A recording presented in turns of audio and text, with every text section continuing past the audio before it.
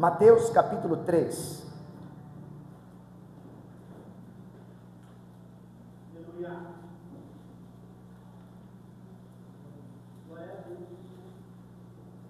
Mateus capítulo 3. Assim que a grande maioria encontrar, você sinaliza com um amém. Amém. A maioria já encontrou, ok? Eu vou ler, você vai acompanhando.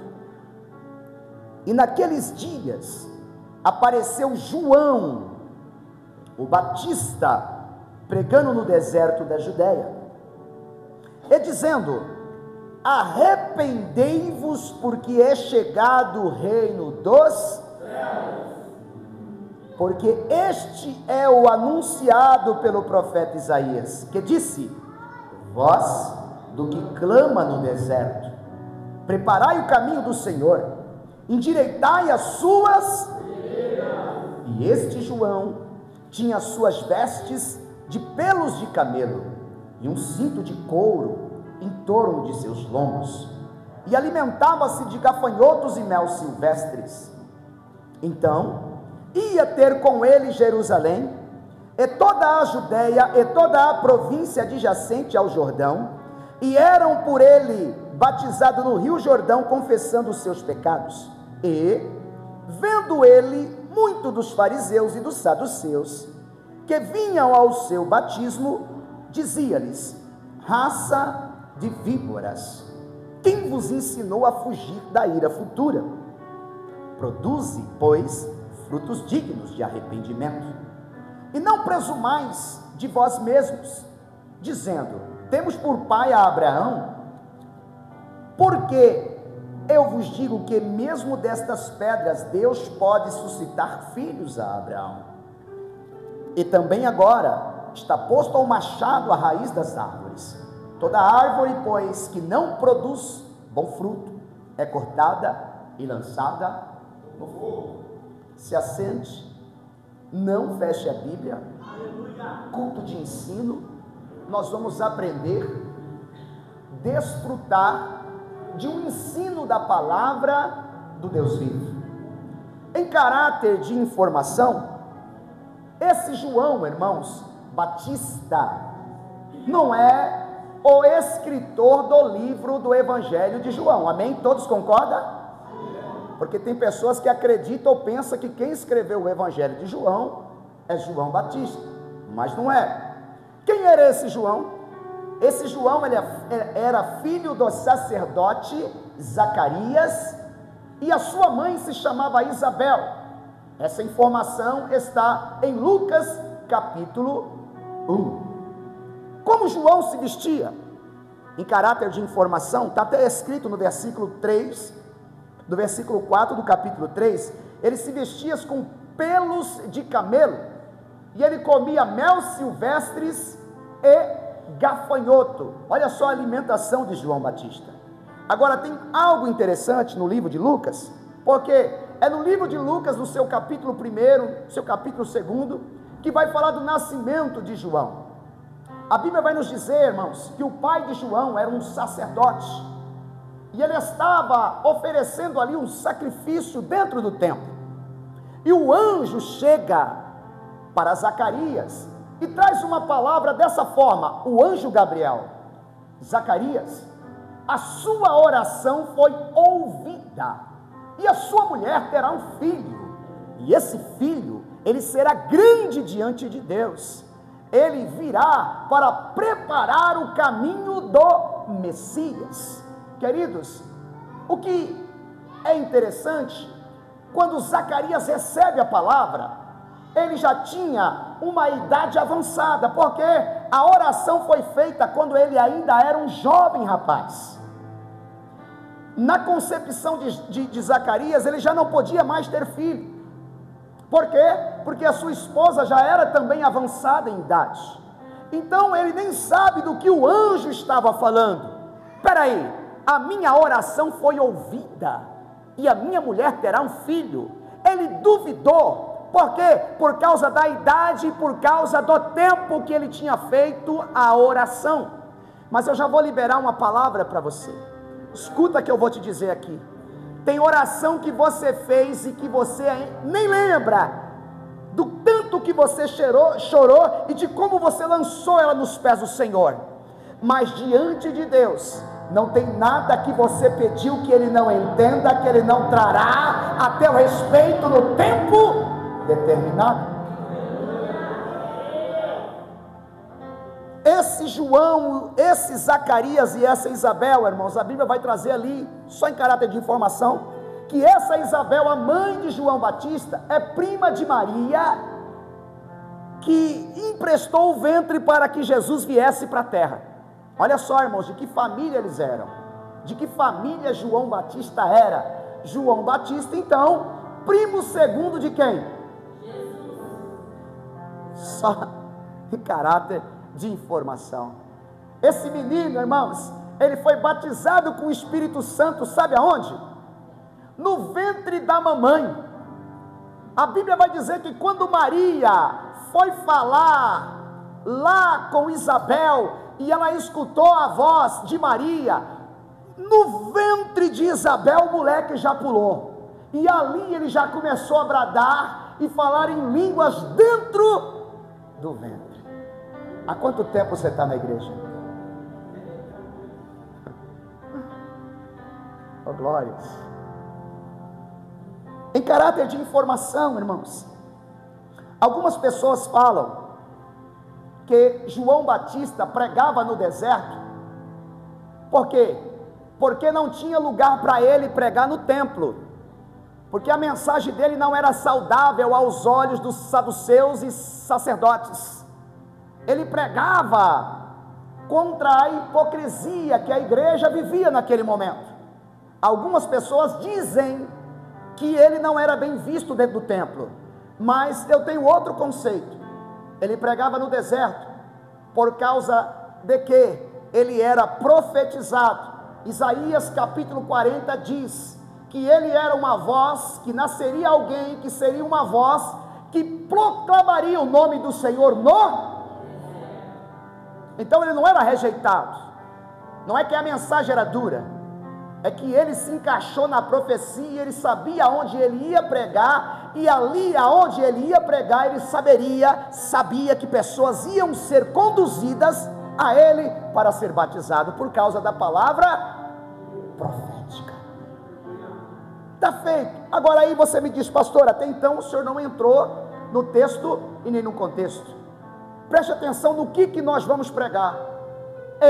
Nessa noite, eu não tenho uma mensagem para você.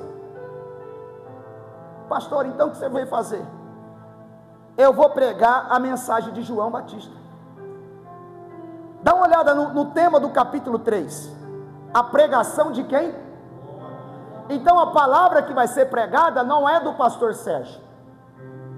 A mensagem que eu vou trazer para você é a mensagem que João Batista trouxe para aquele povo no deserto. Está escrito, a pregação de João.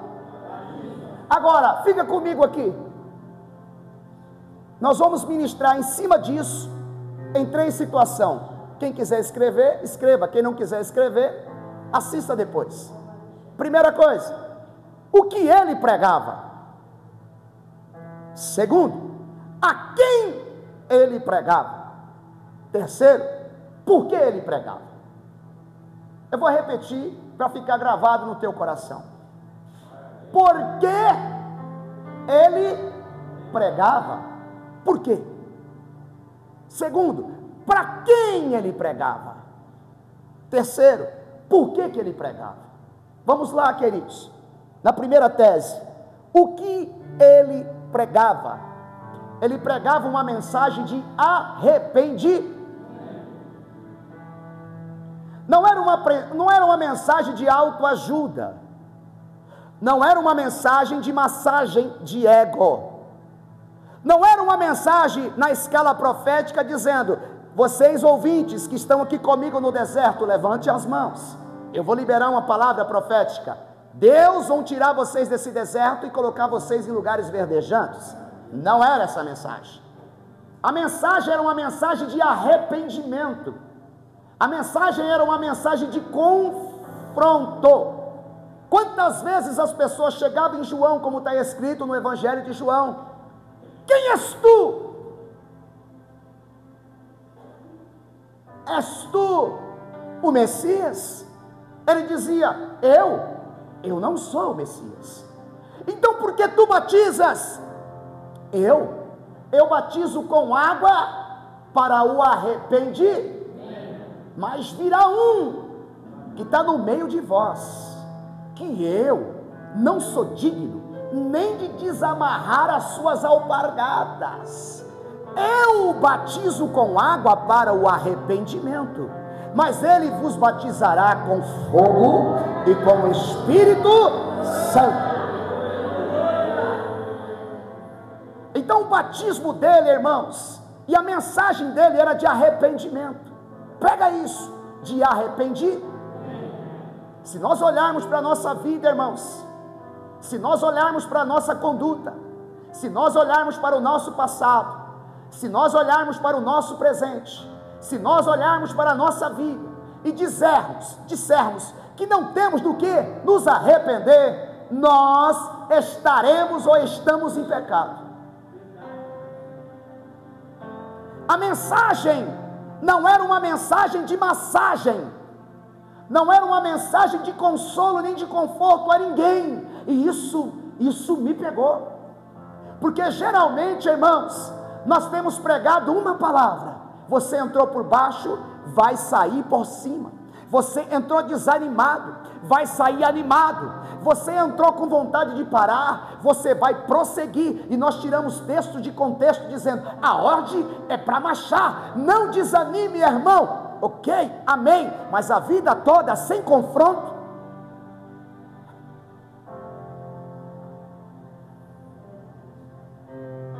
O que é arrependimento? Vamos lá.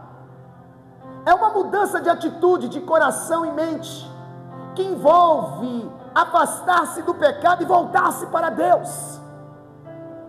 A mensagem que João Batista estava pregando era de transformação para uma nação. Ele sabia que ele era comprometido com a mensagem, e ele estava ali preparando o coração daquele povo para a vinda de Jesus.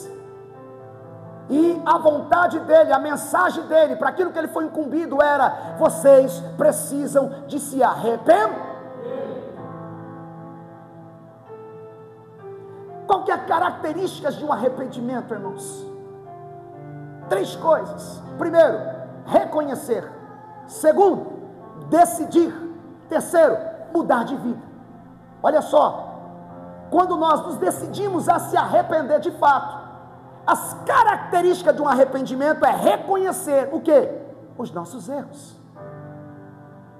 Olha a dificuldade que nós temos de reconhecer os nossos erros, irmãos. Sempre foi alguém, sempre é alguém, sempre é por alguém, nunca sou eu. Eu não sou a causa desse problema, eu não estou envolvido com isso, não sou eu, não foi eu, não é eu. Irmãos, quem reconhece, ele diz: sabe de quem é o verdadeiro problema?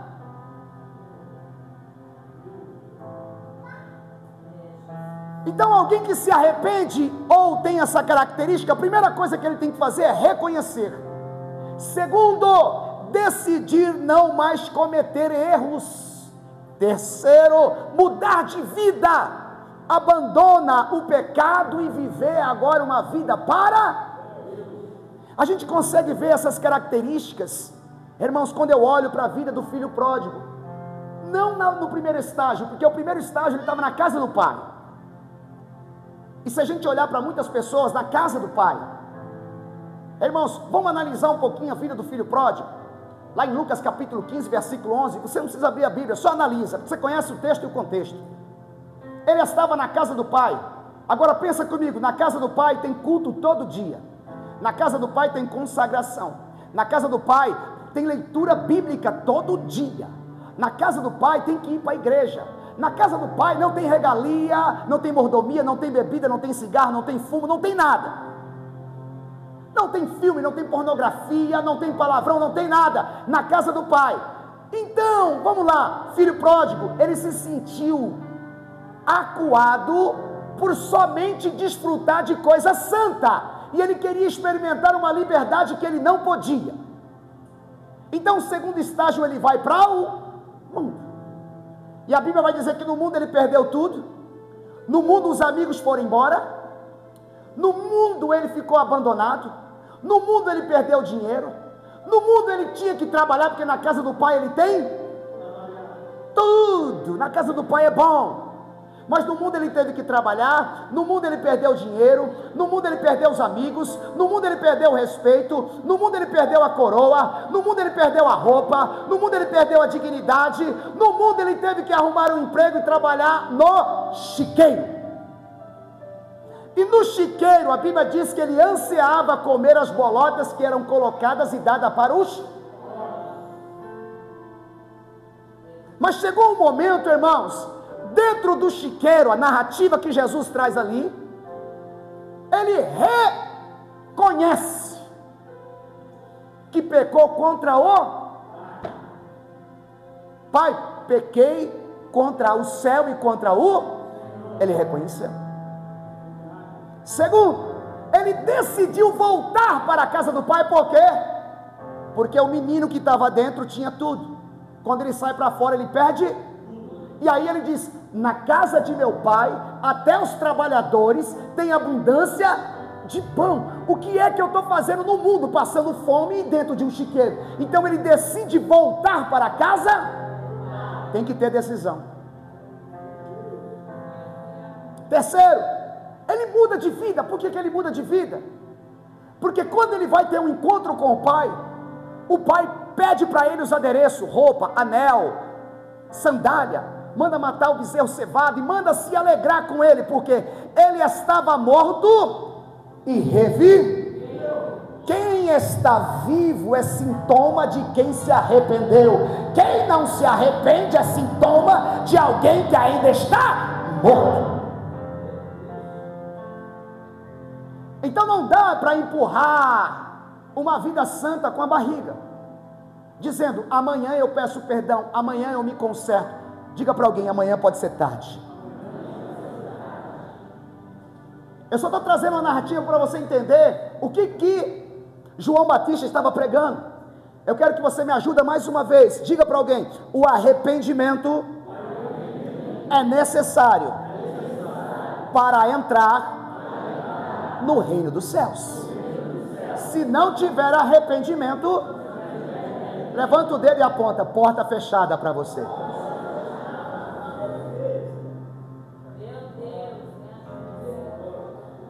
Vamos lá, definimos uma tese, vamos para a segunda. A quem ele pregava? A quem ele... Porque a primeira tese é: o que ele pregava? Arrependimento. Agora, a quem ele pregava? Capítulo 3, versículo 5 até o 7 vai dizer que ele pregava ao povo de Israel e aos líderes religiosos. Olha só, ele pregava para todo o povo da Judéia e aos líderes saduceus e sacerdotes daquele lugar, fariseus. Agora, para nós, fica comigo aqui, olha para cá, para nós, para quem nós estamos pregando hoje?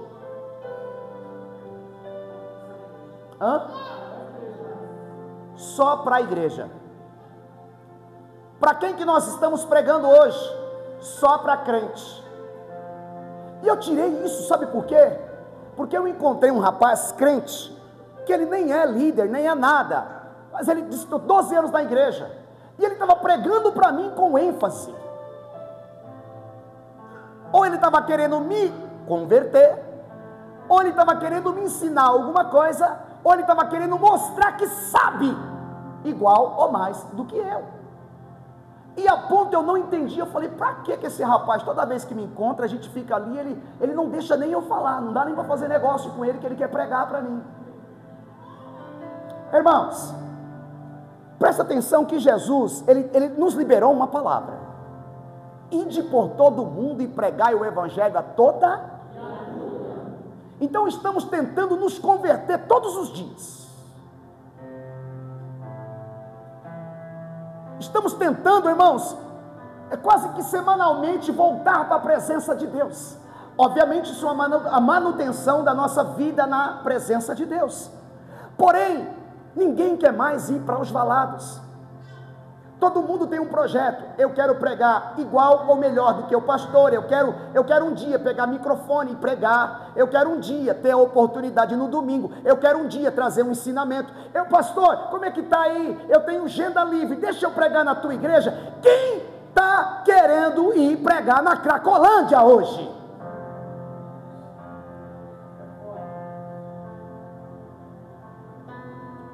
Quem, irmão?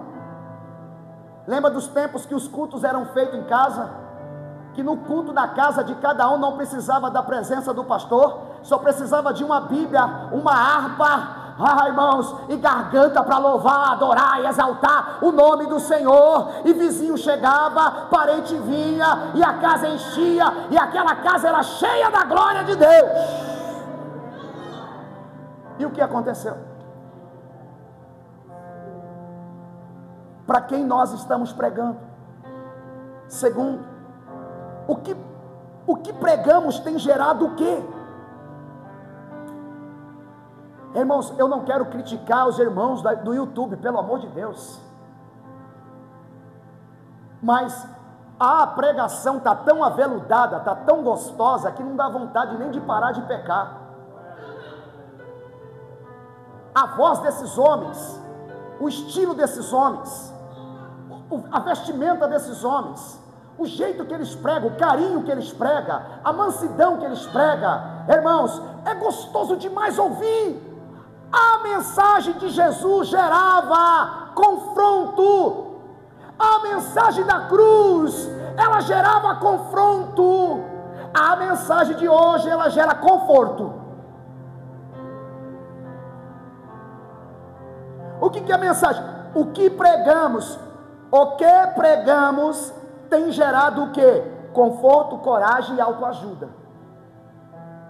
A nossa pregação não tem gerado transformação. A nossa pregação não tem gerado transformação. Por quê?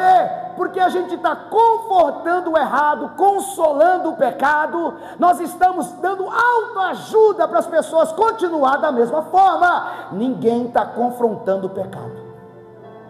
Culto de ensino, fique em paz. Terceiro,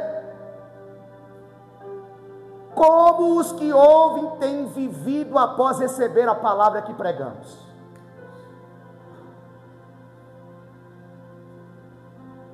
Você prega no domingo, irmãos, às vezes tem choro, na segunda está tudo do mesmo jeito, descambado. Você prega no domingo, levanta a mão, choro que desce. É choro verdadeiro? É choro de consciência suja? É choro do quê?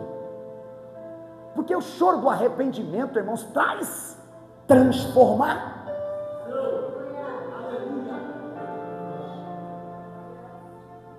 Irmãos, os que vieram pela minha idade, já maduros, passou a adolescência, irmãos, eu não tenho como não dizer que Jesus não vive.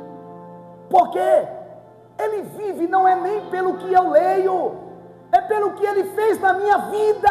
Isso me dá certeza que Ele muda, Ele transforma, Ele liberta o velho homem numa nova. O que a mensagem de Deus está gerando na sua vida? Porque se você sai, ou se a mensagem é assim, eu quero logo ir para casa, porque eu já vou logo para o Big Brother. Eu já quero ir para casa, porque eu ainda quero pegar o final da novela. Qual é o interesse de transformação? Qual é o interesse de mudança? Qual é o interesse de uma vida nova? A vida nova, ela é gerada pelo Espírito, sim, mas nós temos que optar para que Ele transforme a nossa vida. Porque pensamos, irmãos, Ele faz tudo, sim, do lado de dentro, mas eu preciso dar um passo para que Ele mude as coisas do lado de dentro. Eu preciso querer, eu preciso fechar a TV, eu preciso desligar algumas coisas, eu preciso desconectar algumas coisas para que o Espírito tome parte, faça parte e transforma tudo do lado. O que os que ouvem têm vivido após receber a palavra? O que você tem vivido após receber a palavra de Deus? O que você tem vivido após receber a palavra de Deus? Desejo de mudar? Vontade de ser diferente? Vontade de fazer a obra? Vontade de descer? Irmãos, eu já saí de cultos que eu falei, eu não queria que esse culto acabasse. Eu já saí de cultos que eu tive vontade de continuar orando e buscando a Deus. Irmãos, é isso que a palavra tem que gerar na nossa vida. Vamos fazer um comparativo daquilo que ele pregava? As pessoas estavam se batizando pelo intermédio do ministério de João Batista, mas não estavam vivendo os frutos do arrependimento. E hoje? Você está vendo mudança?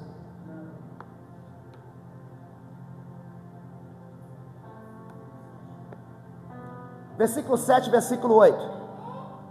Mas, vendo ele muito dos fariseus e dos saduceus que vinham ao seu batismo, disse-lhes: raça de víboras, quem vos ensinou a fugir da ira vindoura? Produzam, pois, frutos dignos de arrependimento. Olha o que estava acontecendo, irmãos. Estavam descendo as águas, estavam buscando a palavra ali da boca de João Batista, mas quem roubava continuava roubando, quem mentia continuava, quem se prostituía continuava se prostituindo, quem estava na fornicação continuava na quem estava na jogatina continuava na jogatina, quem estava no pecado continuava no pecado. Então João Batista olhava e dizia: raça de víboras, quem disse para vocês que vocês vão fugir da ira? Produzam frutos dignos de arrependimento. Produzam frutos dignos. Tem que testificar. Tem que testificar. Não basta trazer a Bíblia, tem que ser a Bíblia que você traz. Não basta dizer que tem que ser aquilo que você está pregando ou vivendo. Tem que produzir, tem que viver, tem que ser diferente, isso do maior ao menor. Agora preste atenção, quais são as características do fruto digno do arrependimento? Veja isso, são ações que refletem uma mudança de comportamento, irmãos. Olha, irmãos, o crente hoje, ele fazia tatuagem, ele vem para a igreja, continua fazendo tatuagem. O crente hoje, ele vem com alargador, com piercing, ele continua colocando piercing. O crente hoje, irmãos, ele escutava música do mundo, samba, pagode, funk, e ele continua escutando samba, pagode, funk do mundo. Ele ouvia música do mundo, rock and roll e outras coisas mais, rock nacional, MPB, e ele continua ouvindo as mesmas coisas. Agora, o que mudou? Arruma um namorado, cai, leva para a cama como se fosse casado, e vice-versa. Ninguém sabe, ninguém vê. Vou tirar o óculos, mas tem um.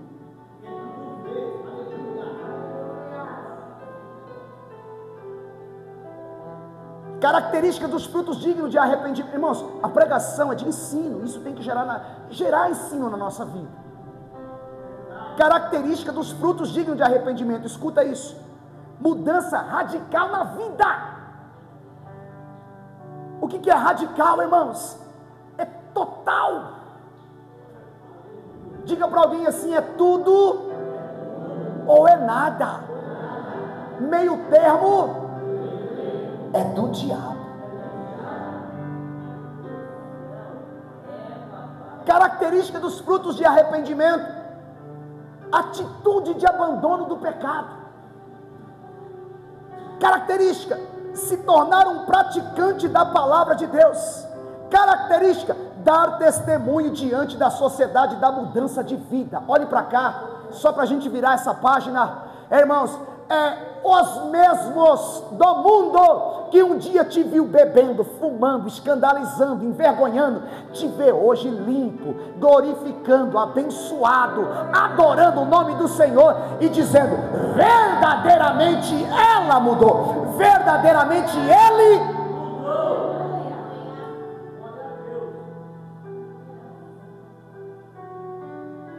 Terceira tese: porque ele pregava o que, para quê e por que ele pregava. Versículo 3 vai dizer que para preparar o caminho do Senhor, endireitar as suas veredas. Vamos entender duas situações aqui. Primeiro, preparar o caminho do Senhor, irmãos. O que isso conota para a igreja?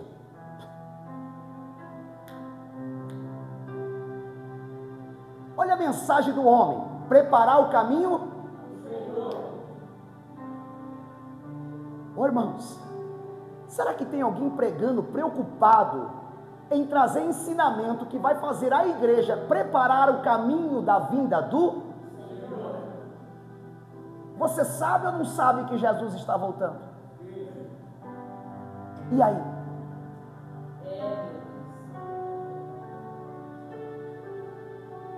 Preparar, irmão, significa aparelhar, aprontar-se, dispor com antecipação. Então Jesus chama um povo, libera para esse povo o Espírito Santo, encoraja esse povo, dota esse povo de sabedoria, libera a palavra do céu para preparar, através de ensinamento, ditos, pregados, vividos, falados, que ele vai voltar.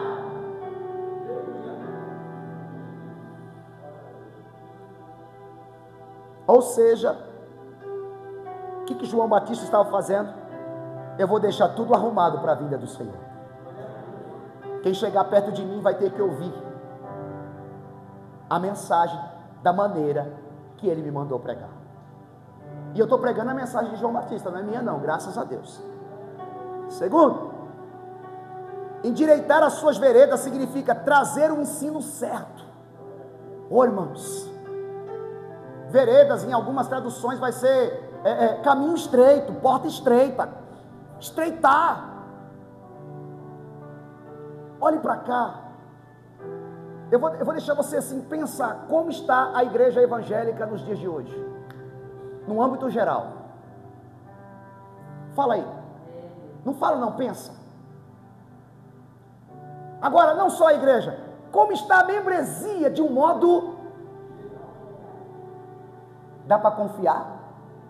Total? Tem palavra? Se ensina ou não? Tem honrado o amém?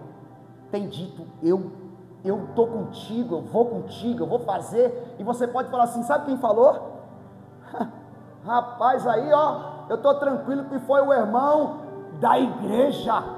Não precisa trazer cartão, não precisa dar cheque, não precisa, irmão, fala o dia que você vai pagar. Qual é o dia? Esperem do jeito que vocês estão, sentados. Por quê, irmãos? Porque hoje está assim. Então, ou a gente vive ou a gente não está vivendo. Endireitar as suas veredas significa trazer ensino certo. Diga para alguém: entra pelo caminho correto, entra pela porta estreita, entra pelo caminho apertado, caminho de obediência. Esse é o caminho que vai te conduzir à vida eterna. Esse é o caminho verdadeiro. O outro é paliativo, mas ele é fake, é caminho da perdição e do inferno. O caminho aqui é estreito, por quê? Para que você tenha um prêmio, irmãos, viver na glória com o nosso. Quando ele diz aqui, ó, termino aqui, endireitar as veredas, eu lembro do Salmo 23, versículo 3, que diz assim, ó: refrigera minha alma, guia-me nas veredas da justiça por amor ao seu. Qual era o caráter da pregação de João Batista? Vou prepará-los, ensiná-los a andar no caminho correto para a vinda do...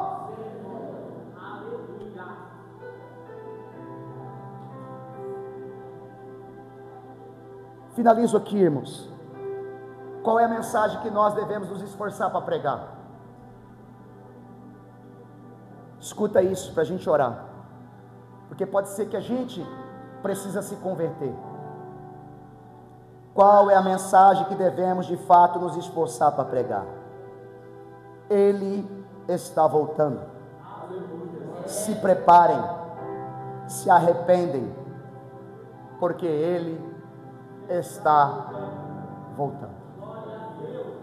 Essa pregação é de João Batista, e eu só estou trazendo aqui, bem leve, o que João Batista viveu e pregou. Se a gente quer esperar ir com ele para o céu, a gente precisa se arrepender e mudar. Eu não vou fazer apelo hoje, porque hoje é dia que está 99,9999 crente. Eu quero que você fique de pé.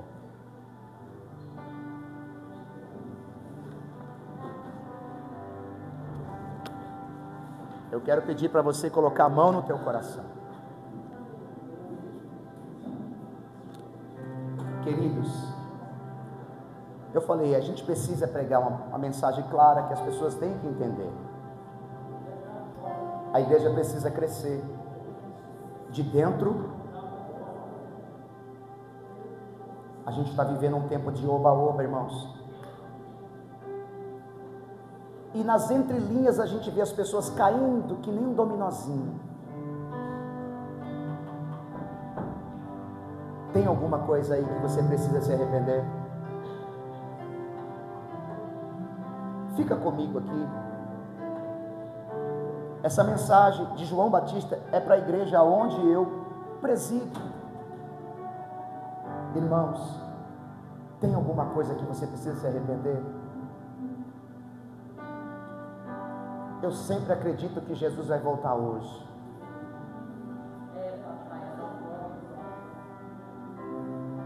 Fecha seus olhos.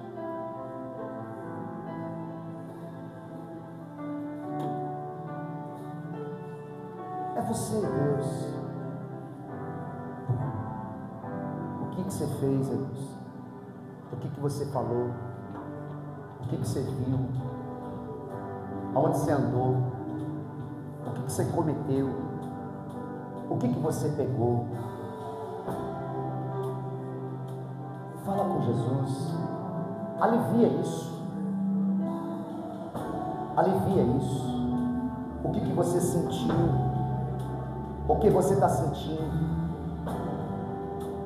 Porque às vezes as pessoas, ela está tão endurecida que ela diz, eu não tenho pecado, não é para mim isso. É para quem então, irmãos?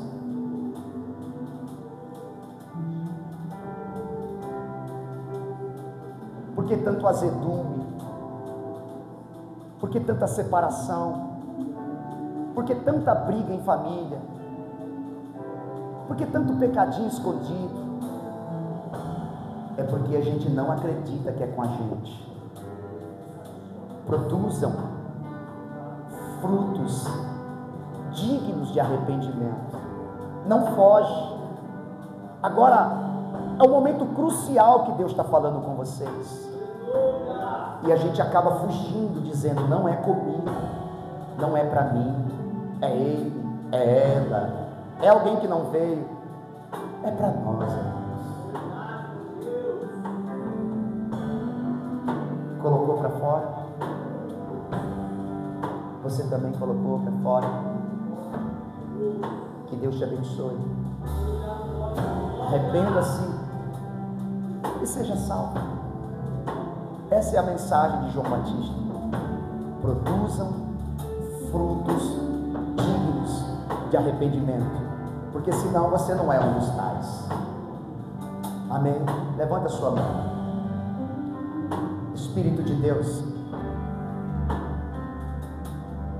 é o seu momento agora. Se de fato tem arrependidos, renova eles. Se eles estão livre, renova eles.